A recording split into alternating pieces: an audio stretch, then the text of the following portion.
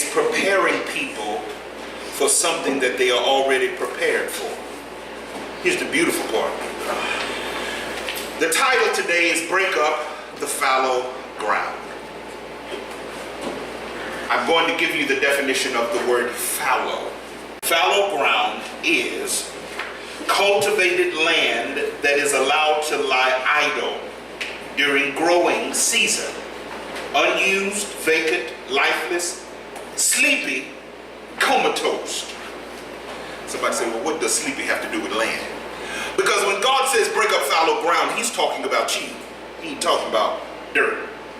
Although we are dirt, please do not mistake that.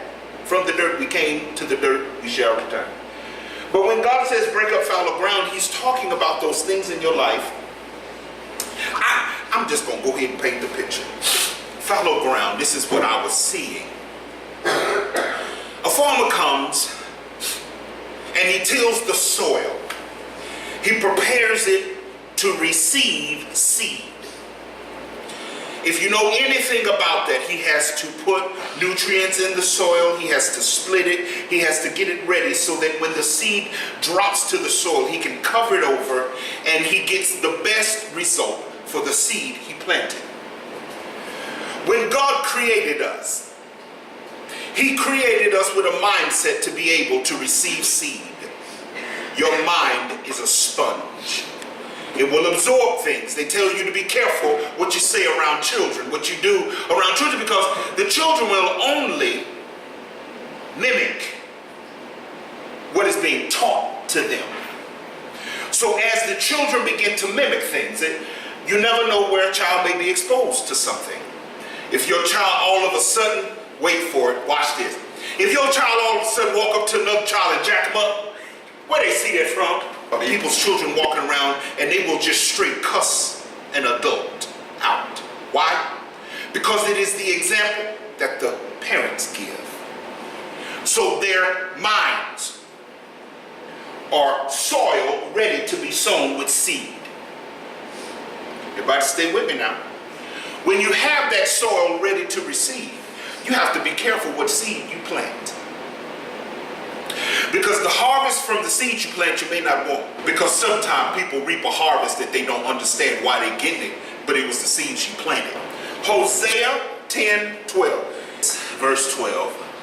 Sow to yourselves in righteousness, reap in mercy, break up your fallow ground, for it is time to seek the Lord till he come and rain righteousness upon you. We have at some point in our lives heard the truth. Subflooring. A lot of folk don't know what subflooring is. Listen, they've only begun here recently, except in warehouses, to use the actual foundation that they pour. So what we're standing on right now is not the actual foundation. This is a subfloor because the tile on top of the floor. Everybody with me? You got to be a construction major to understand that the tile that's placed on the floor has glue and tile. You are not touching the actual floor, the actual foundation. So where am I going with this? Well, let me get you where I'm going. Sometimes you receive things in your life that ain't exactly the truth. Folk will give you information that they tell you is fashioned after the word of God, and it is not. It is their own desire. It is the things that they have experienced. It is the failures of their life, and they're trying to get you not to feel like them, but at the same time, they're not giving you true information. They're giving you a subfloor. What is the foundation except that the gospel that Jesus preached, that Jesus taught? That's the foundation. The foundation is already laid. We don't have to come back and lay that again. That's already laid.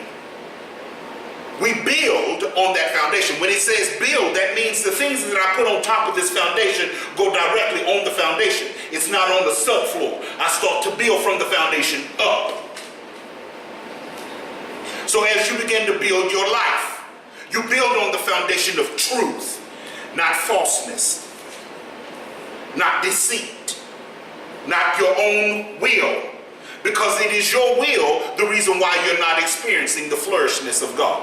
When you flourish in God, you'll understand that when that happens, because then God will begin to make a way when there's no way present. God will begin to move you when you don't even know he's moving in your life, because you are at a place where the relationship with him is one that you have worked on. You get up every morning and the first thought to your mind is God. How do you break up fallow ground?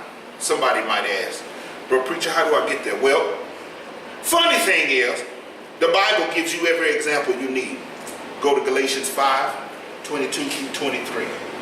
It says this: but the fruit of the Spirit is love, plantable; joy, plantable; peace, plantable; long-suffering, plantable; gentleness, plantable; goodness, plantable; faith, plantable; meekness, plantable; temperance, plantable.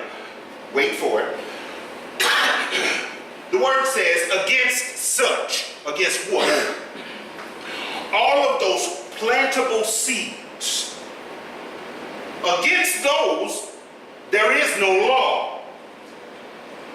What does that mean? So if you want to abide in a place of safety in the ark of God, if you want to live your life according to the prosperity that God has set forth since the beginning of time, he told man in the garden, he said, go be fruitful, multiply, subdue all things. So it is not uncommon for a man to walk into an environment and take control of it. That's not uncommon. That's what we're supposed to do.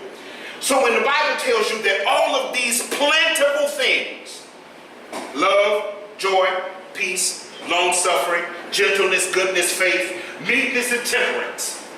When he tells you to plant these things, they are seeds that you plant. In other words, when I say seed, I want you to understand that they are things that are workable. Workable. Temperance is we have to learn. These things are workable. You put them in so what is the soil? My mind, my heart. The Bible tells us, whatsoever things are pure, whatsoever things are lovely, whatsoever things are of good report, think on these things. So I tell folk this all the time. Retrain your mind. You have to. You can't continue to believe and think in the way that you've done since you was little and believe that it's going to get you anywhere with God. He was such a good person. I don't understand how he died. He was such a good person. According to who? Is that the account that God gave? Was that fallow ground that never got broke up? What does that mean? Well, you can live your whole life under the umbrella of thinking that you're doing the right thing. And until you at some point do a self-examination and break up the fallow ground. Breaking up the fallow ground simply means this: you have to go inside of your heart and remove those things that are growing that are not like God. So, for instance, I like pictures. Let me paint you this picture. Fallow ground, you'll see it's overgrown with weeds. Nothing was planted in it. So the wrong thing grows in it.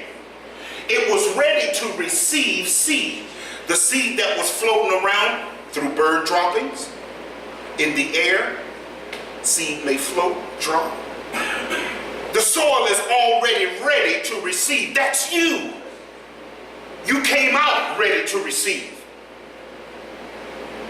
What was the first thing you learned how to do? If I'm hungry, talk to me. You cry. You didn't understand what was being pushed around your mouth. It was the nipple to a bottle or even the breast. You didn't understand. But you understood this. If I open, something go in.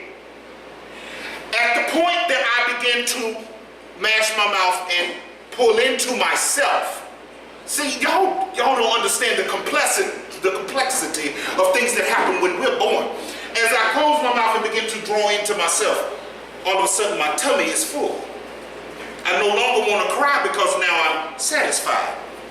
Listen, take this thought process. As a human, you're ready to receive whatever you decide to latch on to. That's what's going to grow. Word of God says this, Galatians 6 and 7. Be not deceived. God is not mocked. Whatsoever shall a man sow, that's what you're going to get. What does that mean? If I sow badness, I can't expect a good harvest. If I sow deceit, I can't expect a love harvest. If I sow trash, I can't go to the market and get fresh greens. I done sold trash. What is that trash? Talking about other folk? Doing things you ain't got no business. Listen, some folk have nothing better in their life to do but to implant bad seed in other people's lives that they take as truth. I'm trying to help you. That bad seed could be a disappointment that you've had in your life. You've lived life and you've gone up against some things and you failed. So then all that you tell somebody else about that very thing is a disappointment. But you lead them to believe that that is the way it is. It can't be no other way. Why? Because it worked out that way for you. That's not the way it is. If the Bible comes and tells you to work out your own salvation, that means, and let me go ahead and add the end of that, with fear and trembling. So you work out your relationship with God. I have a wonderful helpmeet who sometimes give me instruction. That instruction is, sometimes she says little things and we laugh about it because that's preachable. That's a word. We can preach that. That's. I used to get upset how people gave, how people were in the house of God, where if I ask you to do something and you can't do it, but you can do whatever it takes for you to get what you want, but you can't do nothing for God. My helpmeet gave me this very important nugget of information. That's their worship to God. Leave them alone. What? Think about it. Oh, I'm going to shine a light on a lot of folk now. Your worship to God is a direct reflection of your walk with God. If your worship sucks, your walk sucks.